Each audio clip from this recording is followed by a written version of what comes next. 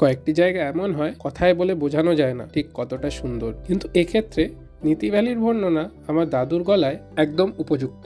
পর্বতমালার প্রাকৃতিক আলপনা মনুষ্যগুলিকে বারবার আকর্ষণ করে, যেন হাত ছেড়ে দিয়ে ডাকছে আর বলছে, দেখ তোদের জন্য কি অপরূপ নজর করা দৃশ্য এঁকে রেখেছি। যারা প্রাকৃতিক সৌন্দর্য দেখার জন্য কাঙাল, তাদেরকে আমি বারবার আসার জন্য আকর্ষণ করি। দুই পাশে পর্বত যেন হাতি সুরের মতো সুর তুলে দাঁড়িয়ে আছে, আর তার পূর্বে বরফ গলা জল স্রোতের আকারে পাহাড়ি নদীপথে আপন মনে বয়ে চলেছে।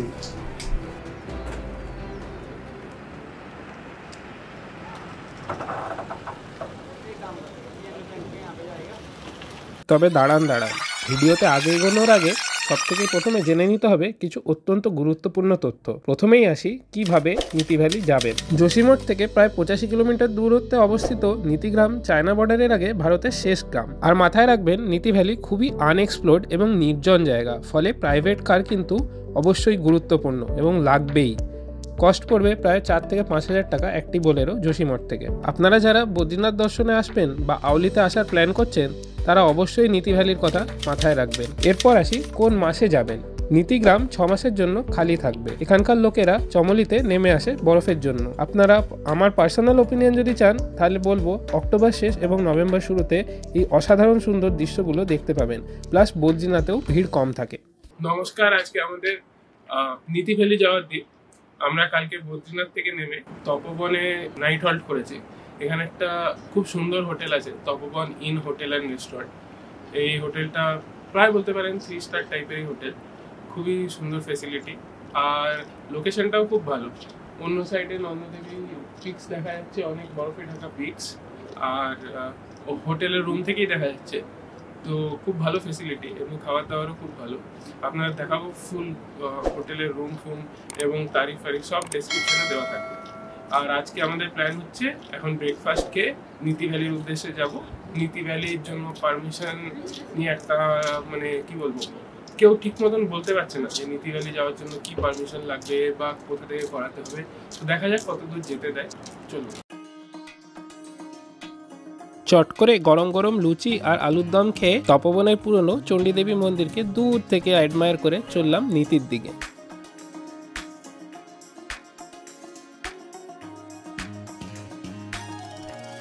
তপবন টু নীতির জার্নি যেন কোনো শিল্পীর হাতে আঁকা ছবির মতন।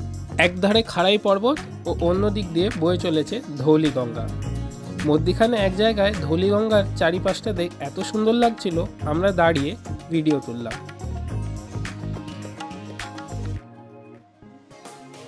নীতি যাওয়ার মেন রাস্তাটায় মাঝে মাঝে কাজ হচ্ছিল এবং কয়েকটি জায়গায় একটাই গাড়ি যেতে পারবে, কিন্তু এছাড়া সেমনি কোনো অসুবিধা হয়নি।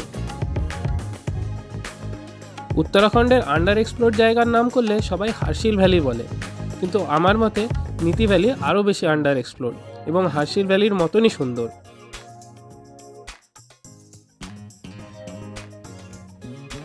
যাদের একটু বাজেট কম, তারা তপবনে না থেকে যোশীমঠে থাকতে পারেন। আর একটা কথা মনে রাখবেন যে ফ্যামিলির সাথে আসলে নীতিতে থাকার মতন কোনো ভালো হোমস্টে বা হোটেল এখনও তৈরি হয়নি, অতএব দিনের দিন ঘুরে ব্যাক করতে হবে।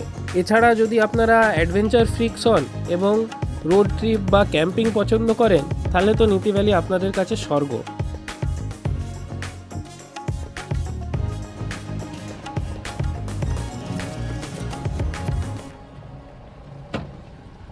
দেখতেই দেখতে পৌঁছে গেলাম নীতি ভ্যালির ফার্স্ট স্টপ মালারিতে। তুমি বলো, আমি তো একবার বলেছি অলরেডি। এখন আমরা নেমেছি মালারিতে, গাড়িতে তেল নিচ্ছে। মা হীরামণির মন্দিরের রাস্তায় আমরা এখন নেমেছি, পুরোটা যাবো না বিকজ খুব দেরি হয়ে যাবে।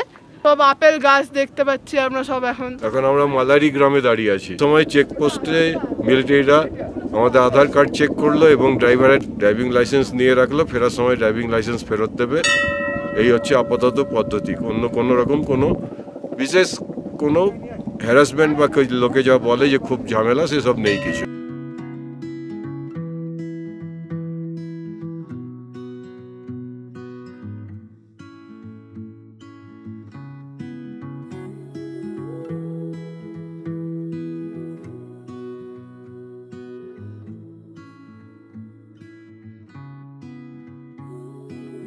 আর এই রাস্তাটা কত সুন্দর লাগলো তপবন থেকে মালারি। রাস্তাটা যে চোখ ধানানো রাস্তা, ভয়ঙ্কর সুন্দর, অপূর্ব, অভূতপূর্ব, কল্পনার বাইরে, এই দৃশ্য ভোলার নয়। শেষবারের মতন মা হীরামণির মন্দিরের ঘন্টা বাজিয়ে মালারিকে টাটা বলে চললাম নীতিগ্রামের উদ্দেশ্যে।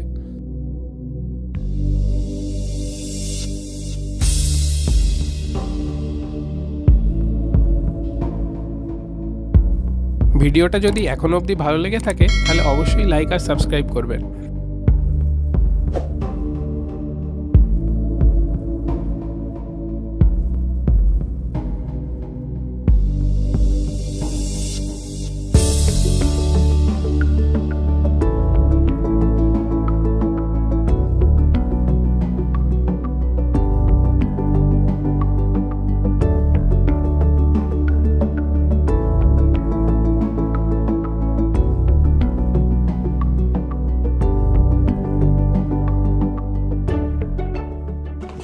বর্তমানে নীতি ভিলেজে এসে পৌঁছেছি, কিন্তু আর কোনো দ্বিতীয় টুরিস্টকে দেখতে পাচ্ছি না। আমরাই একমাত্র পাগল ভ্রমণ প্রেমী বলতে পারেন যারা এসে এখানে পৌঁছেছে। এই সময় বরফ পড়েছিল, পাহাড়ে বরফ দেখতে পাচ্ছি, খুব সুন্দর দৃশ্য। আপাতত আমরা নীতি ভিলেজ এক্সপ্লোর করছি। ফানুটার্স, এই দৃশ্য ভুলবার নয় এবং মানে চারিদিকে মনে হচ্ছে হাঁটলেই চলে যাব বরফের কাছে, এত সুন্দর পাহাড়ের দৃশ্য। পাইন ফরেস্ট, ঝাউ গাছে ঘেরা, পুরো সবুজ, আর তার ওপরটা পুরো একদম বরফে ঢাকা। আর এই নীতি ভিলেজ হচ্ছে ভারতের লাস্ট ভিলেজ বলতে পারেন। দাদু দিদুন আর মা বাবা আর বোন মানে সবাই খুব মুগ্ধ এই দৃশ্য দেখে। আর আমার পার্সোনালি লাইফের বেস্ট পাহাড় ভ্রমণ বলতে পারেন জুলুক, সিকিমের জুলুক, ইস্ট সিকিমের। এটা আমার সব থেকে সুন্দর লাগতো এই কারণে, কেননা বরফও থাকে এবং গাছও থাকে। কিন্তু আজ যে এলাম তপবন টু নীতির যে রাস্তাটা এবং যা দৃশ্য দেখতে দেখতে এলাম, এটা আমার কাছে সব থেকে সুন্দর পাহাড়ের ভ্রমণ, মানে বলে বোঝানো যাবে না এত সুন্দর। আর এরপরে আমরা যাব তিপ্পানেশ্বর মহাদেব মন্দিরে। ওটায় অমরনাথের মতন বরফের শিবলিঙ্গ হয়, বাট সেটা জানুয়ারি মাসে তৈরি হয়। আমরা এখন দেখতে পাবো না, বাট ওটা করার জন্য একটু উপরে উঠতে হবে। আপাতত নীতি ভিলেজটা দেখে তারপরে আমরা ওখানে রওনা। আমরা যখন নীতি পৌঁছালাম, নীতি গ্রামের লোকেরা খুবই ব্যস্ত ছিল। অনেকেই সব জিনিসপত্র নিয়ে গাড়ি করে চমলিতে নেমে আসছিল, কেননা অলরেডি বরফ পড়া শুরু হয়ে গিয়েছিল। তাই আমরা নীতিগ্রামটা বেশি দূর না ঢুকে তিমার্সেন মহাদেবের ছোট্ট হাইকের দিকে এগোলাম। নীতিগ্রাম থেকে 2 কিলোমিটার দূরে অবস্থিত এই তিমার্সেন মহাদেবের ছোট্ট ট্রেক। এই ট্রেক নিয়ে খুবই এক্সাইটেড ছিলাম আমি, কিন্তু সামনে ছিল 2 কিলোমিটারের খাড়াই রাস্তা। ট্রেকের শুরু থেকেই দুপাশে চোখে পড়ছিল অপরূপ প্রাকৃতিক সৌন্দর্য আর বইছিল একটি সুন্দর ঝর্ণা। কিন্তু সমস্যা হচ্ছে আমরা বাঙালিরা বাড়িতে থেকে ভাজাভুজি খেয়ে শরীরটাকে একদম আনফিট করে ফেলেছি, ফলে একটু গিয়েই শুরু হলো শ্বাসকষ্ট আর হাঁপানি। কিন্তু আমাদের মধ্যে একজন মেম্বার ইয়াং অ্যান্ড ফিট সবার আগে চলছিল, সবাইকে গাইড করে নিয়ে যাচ্ছিল। আমাদের যারা 6 জন ঘুরতে এসেছি, আমাদের ফ্যামিলির ফিটেস্ট মেম্বার হচ্ছে আমার দাদু, সবার আগে উঠে যাচ্ছে, এত উৎসাহ ঘোরার জন্য। এখন আমি আর দাদু চলেছি শিবালয়ের উদ্দেশ্যে। হিমালয়ের উদ্দেশ্যে, বাকি সব পিছনে পড়ে রইল, কবে আসবে সে তো জানা নেই। থাক,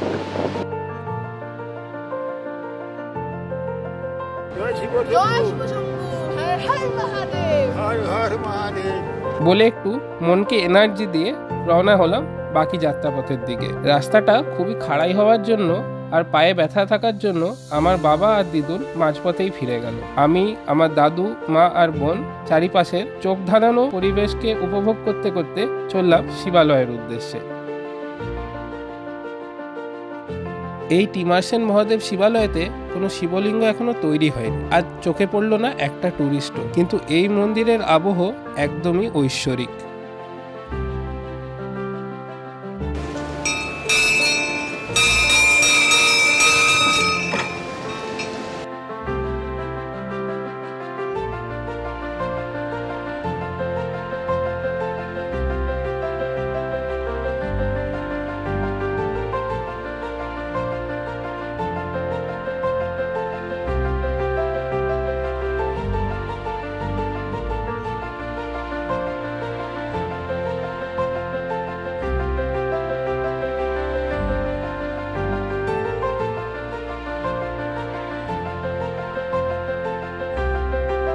এটাই হচ্ছে নীতি ভিলেজের শিবালয়, তিপ্পানেশ্বর মহাদেব। অসাধারণ মন্দির, মানে এত নেচারের সঙ্গে মানে জড়িত এবং মানে কি বলবো অসাধারণ, মানে এই অনুভূতি কখনো হয়নি। এই যে মন্দিরটা মানে উপর থেকে জল পড়ছে, ঠিক জায়গায় উপর থেকে জল পড়ছে, একদম দুয়ারে উপর থেকে বরফ গলে জল পড়ছে, ঠিক মানে যদি মনে হচ্ছে যদি শিব থাকেন তাহলে ঠিক এখানেই থাকে। আমার বোন যে একদমই বেশি হাঁটতে চায় না, আস্তে আস্তে বারবার রাস্তায় রেস্ট নিয়ে নিয়ে কোনো রকমে কিন্তু জয় শিব শম্ভু বলে এই পুরো ট্রেকটা কমপ্লিট করেছে, আর ফলে যে সেন্স অফ অ্যাকমপ্লিশমেন্টটা পেয়েছে সেটা অদ্বিতীয়। কি করেছিস দিয়া? একদম পুরোপুরি। মন্দিরটা কেমন ছিল? খুব অপূর্ব মন্দির, এরকম মহাদেবের মন্দির প্রথমবার দেখা। চারিদিকে মহাদেবের মানে সবসময়তেই মহাদেবের মাথায় জল পড়ছে উপরে ঝর্ণাটা থেকে। আমার দাদু বলছেন এই মন্দির দেখার জন্য শুধু চক্ষু থাকলে হবে না, মনশ্চক্ষু থাকতে হবে। নীতি ভ্যালির টিমাসেন মহাদেবের এই ছোট্ট 2 কিলোমিটারের রাস্তা ভারতের সব থেকে সুন্দর জায়গার মধ্যেই পড়বে এবং এটা আমার সারা জীবন মনে থাকবে। গুড বাই তো বলার ইচ্ছে একদমই করছিল না, কিন্তু সময়ের জন্য নেমে আসতে হলো, আর আমরা চললাম আমাদের শেষ গন্তব্যস্থল আজকের জন্য তপবনের তপ্তকুণ্ডর দিকে।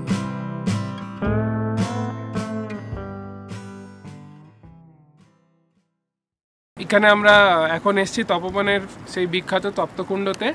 এখানে তাপমাত্রা জলের কিন্তু অনেক, আর দেখলেন ধোঁয়া উঠছে, জল ফুটছে, একদম বাবেলিং হচ্ছে, একদম পুরো একদম যাকে বলে একদম উবালনা হিন্দিতে, ঠিক সেমনি টাইপের।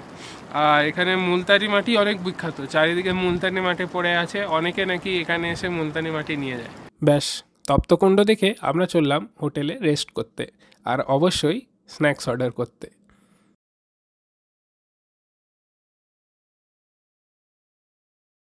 নীতি ভ্যালি কেমন?